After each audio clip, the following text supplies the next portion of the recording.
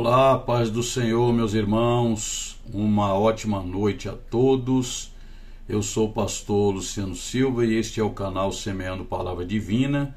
Estamos iniciando mais um vídeo sobre dúvidas e enigmas da Palavra de Deus e hoje nós vamos estar aí tratando de um assunto bastante interessante que está lá no livro de Gênesis, no capítulo 6, no versículo de número 2, aonde existe a ideia com relação a anjos que tiveram filhos.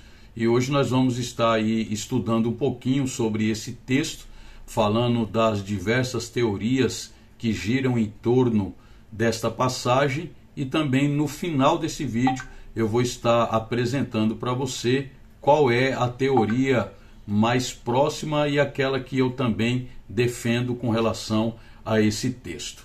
Então eu te convido a permanecer conosco até o final deste vídeo. Nós vamos extrair aqui alguns assuntos importantíssimos dentro desse texto, mas antes de eu ir para a tela do meu computador, eu quero lhe convidar a estar se inscrevendo no nosso canal, ativando o sininho aí do seu lado direito. Você pode ativar o sininho do lado direito, deixe o seu like e faça o seu comentário abaixo deste vídeo, o que você achou dele. E se você também quiser, você pode estar colocando a sua dúvida e mediante a dúvida que você colocar, nós vamos estar realizando outros vídeos aqui no canal, tá bom? Deus lhe abençoe, permaneça conosco até o final. Vamos para a tela do meu computador.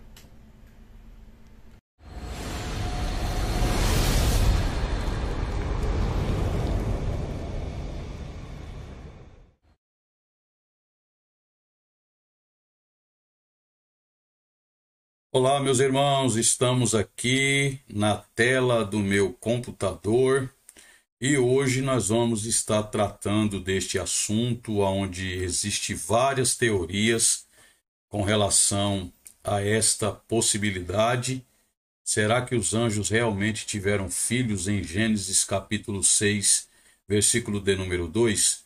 Então hoje nós vamos estar aí tratando desse texto. Mostraremos algumas teorias e no final eu quero aqui apresentar para você a teoria mais defendida e aquela que eu também concordo com relação a esse texto, ok? Então vamos lá para a nossa aula hoje. Então o texto de Gênesis 6:2 ele diz: os filhos de Deus viram que as filhas dos homens eram bonitas e escolheram para si aquelas que lhes agradaram. Nós temos aqui, a divisão, de filhos de Deus e filhas dos homens. Então nós vamos ter que entender quem são esses filhos de Deus e quem são essas filhas dos homens dentro do texto, porque no versículo de número 3 nós vamos perceber que há a informação pelo escritor de que eles tiveram gigantes, filhos que nasceram e foram gigantes. Então nós vamos aqui dar continuidade e aí nós temos a primeira interpretação desse texto, que é a interpretação espiritualizada. Segundo essa interpretação, os filhos de Deus seriam anjos caídos que se rebelaram contra Deus e se uniram às filhas dos homens, que seriam mulheres humanas. Então, dentro desta teoria, os que defendem ela, eles dizem que os anjos, que foram expulsos, ou a terça parte dos anjos que foram expulsos do céu na rebelião contra Deus, eles desceram para a terra e aqui desejaram as filhas dos homens, e por desejar entraram em um processo de relacionamento sexual com essas filhas dos homens. O texto, a teoria continua dizendo que se as filhas dos homens, que seriam as mulheres humanas, ou alguns dizem ser descendentes de Sete, dessa união teriam nascido gigantes mencionados no verso seguinte, que é o versículo de número 3. Essa interpretação é bastante antiga e foi defendida por muitos teólogos cristãos ao longo da história. Então nós temos aqui a primeira interpretação, que é a espiritualizada, aonde nos mostra que os anjos caídos tiveram relação sexual com as mulheres humanas aqui na Terra. Então nós vamos continuar aqui a respeito dessa primeira interpretação. A principal defesa dela, ou dessa interpretação, é que o Antigo Testamento, a expressão Filho de Deus pode se referir a anjos. Nós temos as passagens aí de Jó, capítulo 1, versículo 6, capítulo 2, versículo 1, capítulo 38, versículo 7, aonde faz referência a esse termo filhos de Deus apontando para os anjos. Porém, mesmo que apareça esse termo filhos de Deus dentro desses textos com relação aos anjos, nós temos que realmente analisar a Bíblia como um todo para sabermos se realmente essa interpretação espiritualizada ela deve ser aceita ou não, deve ser defendida ou não. Então nós vamos aqui para um texto de Mateus capítulo 22, do versículo 29 ao 30, aonde o próprio Jesus ele vai trazer um esclarecimento. O texto diz: então Jesus lhes esclareceu: vós estáis equivocados, por não conhecerdes as Escrituras e nem o poder de Deus. Na ressurreição as pessoas não se casam, nem são dadas em matrimônio. São, todavia, como os anjos do céu. Você percebe que Jesus está fazendo um paralelo aqui, né? E esse paralelo é entre as pessoas que irão ressuscitar, e nós entendemos que isso será no momento do arrebatamento da igreja. Os mortos ressuscitarão, e nessa ressurreição eles vão receber um corpo glorificado, mas eles não estarão mais se casando ou se dando em matrimônio. Então não há mais esse contato físico, esse tipo de relacionamento no âmbito sexual. E aí Jesus faz esse paralelo dizendo que essas pessoas que vão ressuscitar e que não se casam e não são dadas em matrimônio, elas são semelhantes aos anjos do céu. Semelhante em que sentido? Os anjos também não se casam, não entram em matrimônio. Então, entendemos que um anjo ele não tem nenhuma prática sexual, tá? Isso foi o próprio Jesus quem disse. Então, ficaria um pouco complicado nós defendermos a ideia de que anjos caídos desceram na terra para se relacionar com as filhas dos homens. Ficaria um pouco difícil porque o próprio Cristo ele está deixando claro aqui dentro desse texto que os anjos eles não casam e não são dados em matrimônio. Então entendemos que não há esse contato físico do anjo com os humanos. Vamos continuar aqui a segunda interpretação a respeito desse texto, é a interpretação mítica. De acordo com essa interpretação, os filhos de Deus seriam seres divinos que habitavam o mundo antes da criação do homem. Eles teriam se encantado com a beleza das mulheres humanas e decidido descer à terra para se unir a elas. Essa união teria gerado uma raça de gigantes que ameaçava a ordem divina. O dilúvio seria então um castigo divino para eliminar essa raça. Então nós estamos aqui diante da segunda interpretação. Essa segunda interpretação ela é muito pouco defendida pelos teólogos, ok? Aqueles que defendem a possibilidade, né, da expulsão do diabo e que houve um comprometimento da criação, né, original de Deus e que em Gênesis capítulo de número 1 Deus está reconstruindo o que o diabo destruiu, que é a teoria do caos. Eu não defendo essa ideia, eu não defendo essa tese, né? Nós vamos estar aqui verificando que não havia possibilidade de ter seres, né, antes da criação, nesse sentido que essa interpretação ela nos aponta. A defesa que eu faço do livro de Gênesis, né, no princípio Deus criou os céus e a terra era sem forma e vazia, é simples. O próprio texto vai nos mostrar a condição da criação divina. Deus inicia a criação e depois ele começa a dar forma àquilo que ele criou, porque estava ali o planeta Terra e esse planeta Terra estava escondido dentro das águas, e Deus mandou com que aparecesse a porção seca. Então a terra era sem forma exatamente. Deus está dando forma, é o processo criativo de Deus. Ele está dando forma ao seu projeto chamado criação. E o segundo, vazia, é porque exatamente não havia habitantes na terra. Então essa é a interpretação que eu faço dentro desse texto. Jeremias vai falar a respeito disso, de que a terra era vazia porque não havia habitantes nela. Então essa é a defesa que eu faço e não concordo, né, com essa interpretação ou essa segunda teoria com relação aos seres que existiam antes da criação do homem, que tiveram contato, né, com os seres humanos aqui posteriormente na terra, após eles serem criados.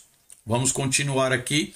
A nossa terceira interpretação é a interpretação política. Essa interpretação vê o texto como uma crítica à monarquia e ao poder real. Segundo essa interpretação, os filhos de Deus seriam os nobres e príncipes da época que se consideravam superiores ao povo comum e desejavam se casar com as mulheres mais bonitas, independentemente de sua origem.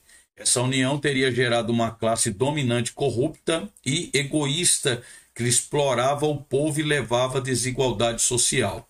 O dilúvio seria então uma revolta popular contra essa classe dominante. De acordo com esta posição, Nefilins está associada ao termo Giborim, da raiz Gibor.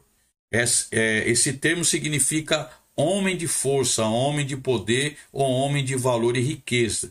Isso significa que não se tratavam de gigantes em estatura, mas homens poderosos que exerciam governo na antiguidade. Essa interpretação ela também é bastante defendida, né, com relação aos filhos de Deus, fazendo referência aos nobres, aos príncipes, àqueles que haviam alcançado uma posição elevada na sociedade, e eles se envolveram, né, com as filhas dos homens por se sentir atraídos por elas e tiveram filhos, né? E esses filhos não é gigantes. Dentro dessa interpretação, os que defendem mostram que ali dentro de Gênesis capítulo 6, versículo de número 3, a expressão ali é exatamente homem de valor, homem de força, homem de riqueza, e não no sentido de estatura, tá?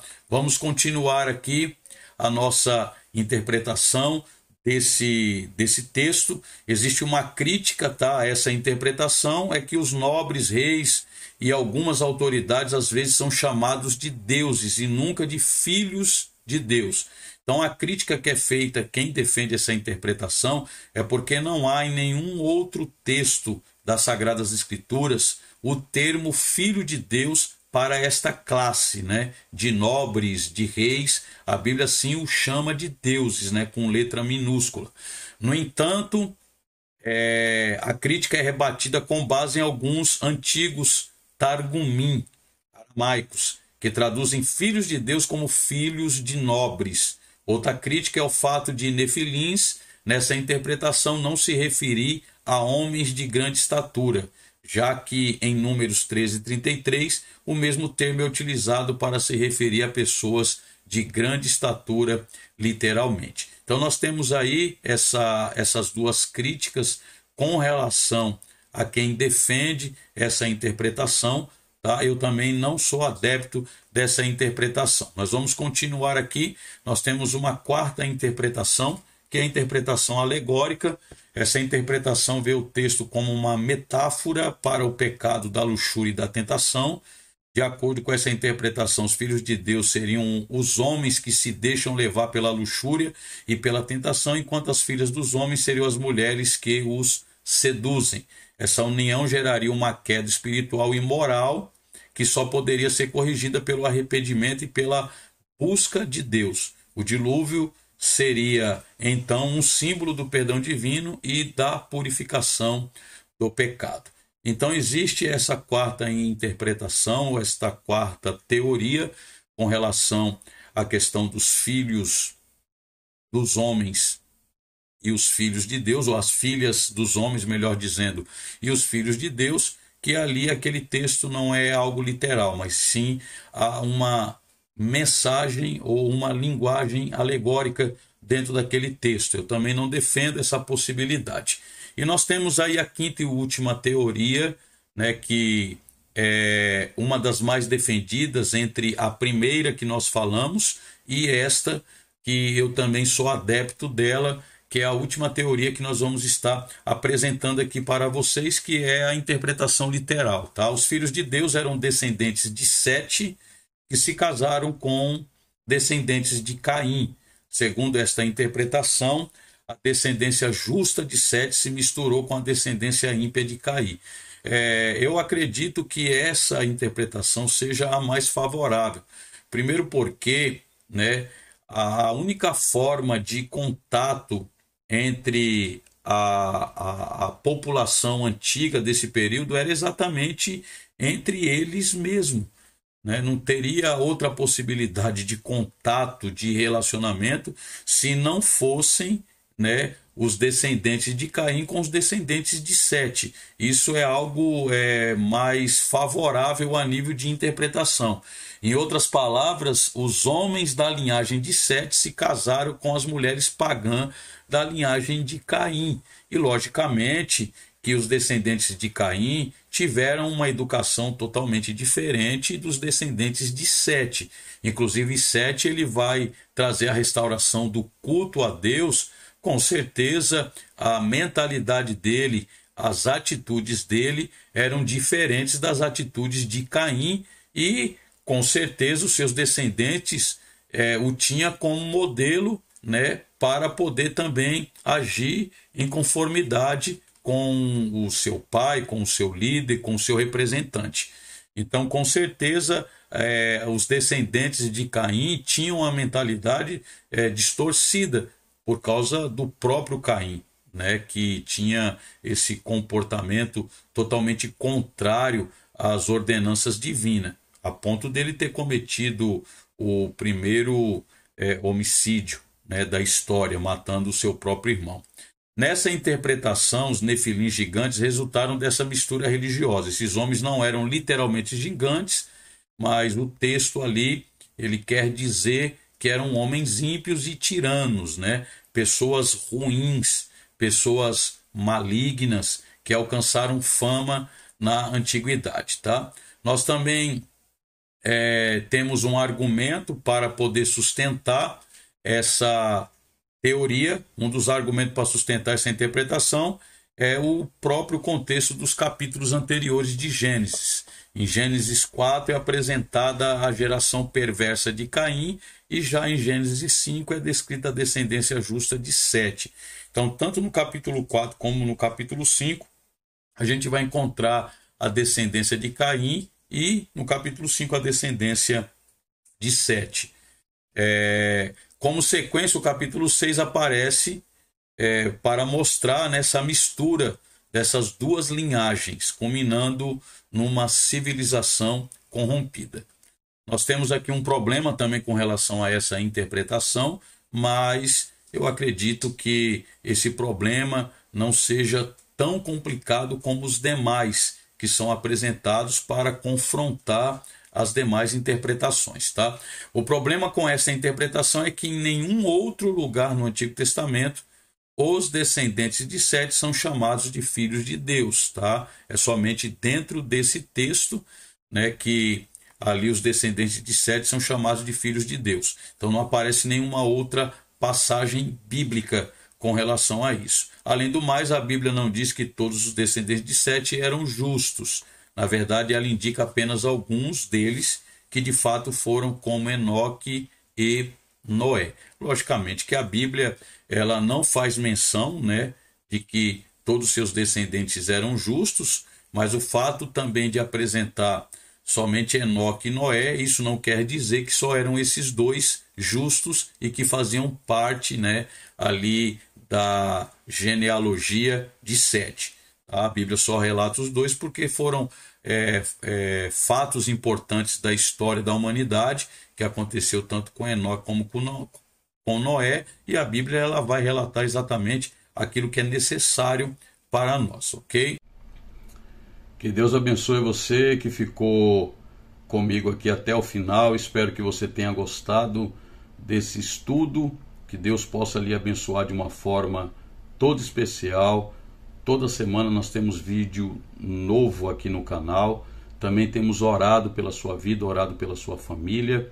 E eu espero que você esteja gostando do conteúdo aqui do nosso canal. Você também pode estar sugerindo, né, alguma coisa para que a gente possa estar fazendo vídeos novos aqui no nosso canal, principalmente dentro dessa série onde nós estamos aqui esclarecendo dúvidas da palavra de Deus. Sempre procure deixar, né, a sua dúvida aqui abaixo e nós realizaremos um vídeo de esclarecimento sobre o assunto. Que Deus lhe abençoe e não se esqueça, se inscreva aí no nosso canal, ative o sininho, dê o seu like se você gostou e coloque seus comentários aqui abaixo. Compartilhe também com os seus amigos a respeito do nosso canal. Que Deus abençoe, tchau, tchau, fica com Deus, um grande abraço.